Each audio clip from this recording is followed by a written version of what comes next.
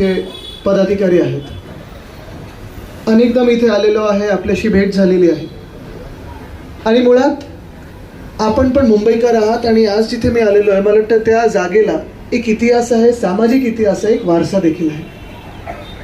मला आपला परवा मेसेज आला, काल आपण काही कमिटीमधले लोक येऊन मला भेटलात आणि मला हेच सांगत होतात की आम्हाला मंदिर हलवण्याशी काही आपत्ती नाही आहे, पण जो बिल्डर आहे आणि जी मुंबई महानगरपालिका आहे जी आत्ता बिल्डरांच्याच घशात आहे ती जोर जबरदस्ती करत आहे आणि त्याला आपला विरोध आहे. बरोबर आहे, आपण कुठे जाणार, आपलं मंदिर कुठे नेणार.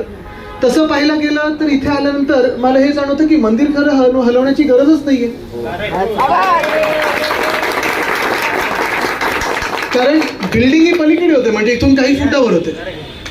मला वाटतं आपण जास्ती चर्चा न करता, जास्ती ह्याच्यावर न बोलता एकच निर्णय घेतला पाहिजे की आजपासून हे ठरवलं पाहिजे की मंदिराला हात लावला आपल्याशी चर्चा न करता. बघा, मंदिर हलवायचं की नाही हलवायचं तुम्ही आणि सगळे कमिटीवाल्यांनी ठरवायचं, त्याच्यात मी पडणार नाही.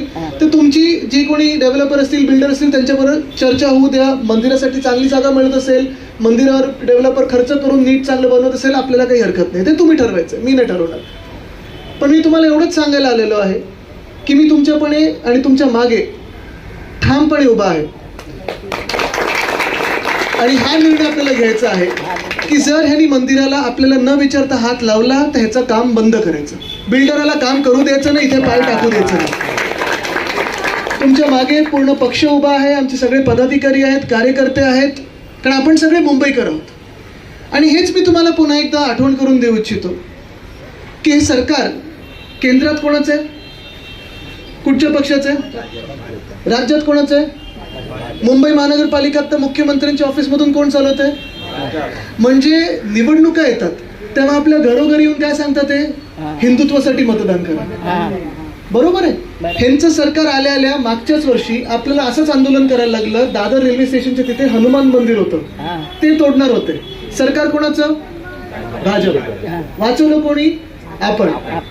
हा, म्हणजे खोटं कोण बोलतंय, भाजप. तसंच जैन मंदिर जे आता देरासर पार्ल्यामध्ये तोडलं गेलं.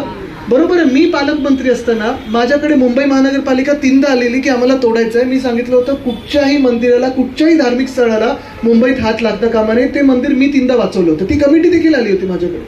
पण सरकार भाजपचं बसलं आणि तोडलं त्यांनी. आणि तसंच हे सगळीकडे जे मतं मागत फिरतात हिंदुत्व हिंदुत्व करत, हे खोटं हिंदुत्व, यांचं चुनावी हिंदुत्व आहे, हे आपण समजून घेतलं पाहिजे, नाही तर ही नोटीस आलीच नसती. आणि म्हणून मला ह्याच्यात राजकारणात जायचं नाहीये.